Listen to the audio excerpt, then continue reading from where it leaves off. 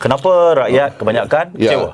Okey. Ini bagi saya logiknya patut dia kata kecewa sebab dalam bernegara dia ada perkara yang John Locke panggil the consent of the governed. Maksudnya daripada kebenaran untuk memerintah datang daripada we the people, rakyat. So jadi bagi saya sebab itu saya baru-baru ni kebetulan masa PKP saya ada beli satu air tebu. Tiba-tiba abang yang jual air tebu tu dia kata YB saya sekarang marah. Saya kata marah siapa? Saya pakai duit saya sendiri masa pilihan raya, saya dulu bukan minat, saya balik ke Parit Buntar, saya mengundi, tiba-tiba jadi macam ni.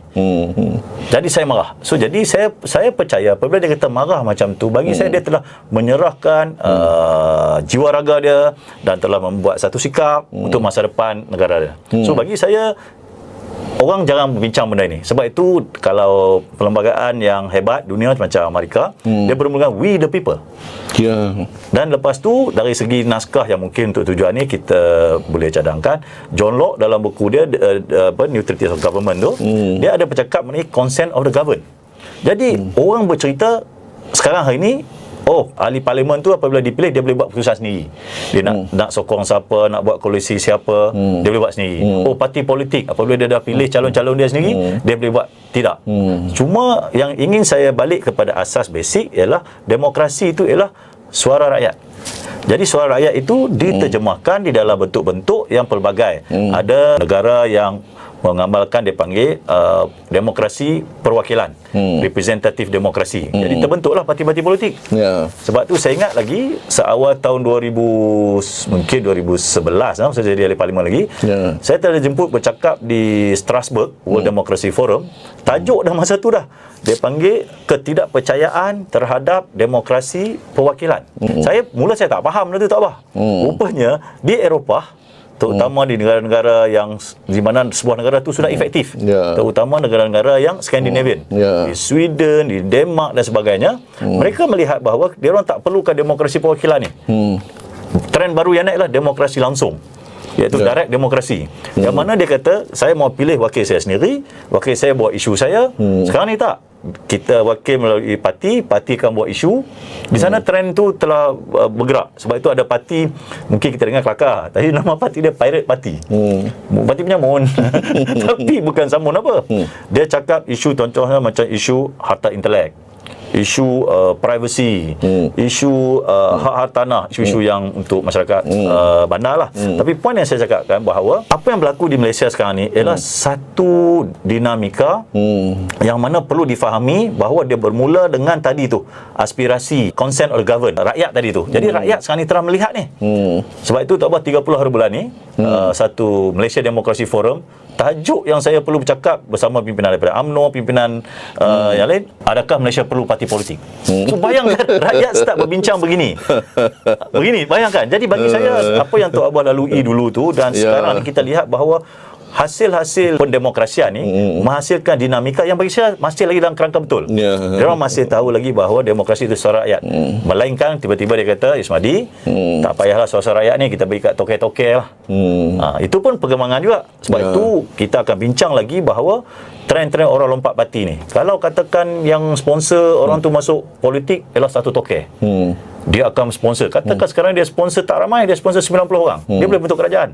Dan satu kerajaan akan runtuh kalau ada perkara-perkara itu dibenarkan. Okey, untuk menghalang perkara ini, saya pada pandangan saya ada 3 perkara yang mungkin kita boleh panjangkan. Pertama sekali, kita perlukan satu institusi yang utuh, yang efektif untuk menyampaikan manfaat rakyat.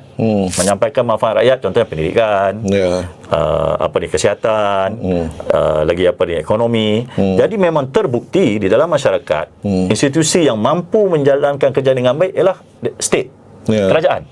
Bukan saya kata NGO tak penting, NGO pun penting, kelompok penjaga penting, tapi yang terbukti ialah kerajaan. Jadi pembentukan kerajaan itu mesti cara yang betul. Macam hari ini pembentukan kerajaan tak betul. Sebab itu dia hilang segala macam. Bila dia hilang kepercayaan, jadi akan membentuk bahawa dia tak efektif lah. Yang rugi kita. Jadi rakyat perlu faham, apabila terbentuk kerajaan tu dengan cara yang tak betul, keabsahan dia tak ada, kepercayaan tak ada, maka dia tak ada kapasiti. Itu yang berlaku sekarang. Kedua, apabila dah ada kerajaan ni, kita jangan percaya, rakyat jangan percaya semua benda kerajaan, jangan beri terus, nanti dia makan kita balik. Perlu ada negara hukum, sistem undang-undang. Jadi kena ada rule of law. Rule of law ni Tok Abah, pada pandangan saya sangat penting, sebab kita tak nak hari ini contohnya institusi penguasaan undang-undang katanya digunakan untuk kepentingan-kepentingan yang tak demokratik, mengugut orang dan sebagainya, sehingga kan ketua pembangkang perlu berjumpa dan memahami keadaan yang sebenar. So jadi rule of law ini adalah satu perkara yang sangat penting supaya orang miskin ke, orang kaya ke, orang kurang upaya ke, orang minoriti ke, dapat rasa selamat. Macam sekarang tu, orang kata satu institusi ni boleh mengatasi institusi yang lain. Kalau itu berlaku, itu bukan rule of law, itu rule by law. Kalau rule of law ni PDRM ke, SPRM ke, dia semuanya dikawal selia oleh keluaran undang-undang. So yang terakhir yang sangat penting yang saya rasa saya mau bawa panjangkan diskusi ni, Datuk Seri Anwar pun sering berdiskusi ni, ialah kebertanggungjawaban demokrasi. Sebab saya tengok di Malaysia ni selepas 60 tahun tu, kita agak berjaya membina amalan-amalan dan institusi demokrasi. Kita ada kehakiman, kita ada SPR, kita ada kerajaan dan sebagainya, tetapi dari si kebertanggungjawapan dia tu, secara demokrasinya tu berlaku ataupun tidak. Itu saya rasa sangat penting. So jadi bagi saya, aspek kepimpinan, kita nak kepimpinan yang macam mana, dan saya tengok dalam masyarakat kita perlukan satu kepimpinan yang beretika, ethical leadership. Sebab kita tengok atas nama demokrasi banyak perkara yang tak beretika dilakukan. Atas nama demokrasi banyak perkara yang menyalahi dilakukan, dan kita seolah-olah pasrah. So jadi saya rasa rakyat, iaitu suara rakyat yang bagi consent to govern ni kepada saya, kepada semua ni, perlu mengatakan bahawa kami bukan saja mahu anda satu kerajaan yang efektif sampaikan manfaat rakyat, bukan saja kamu juga perlu dikawal oleh undang-undang, bukan saja kamu ini perlu bertanggungjawab, tapi akhir sekali kamu secara individu, kami mahu kamu ni ada etika, ada integriti. Jadi supaya masa depan pemimpin-pemimpin yang lompat parti ke, tak beretika ke, rasuah, takkan dijadi pilihan. Itu bagi saya kita perlu ada agenda tu.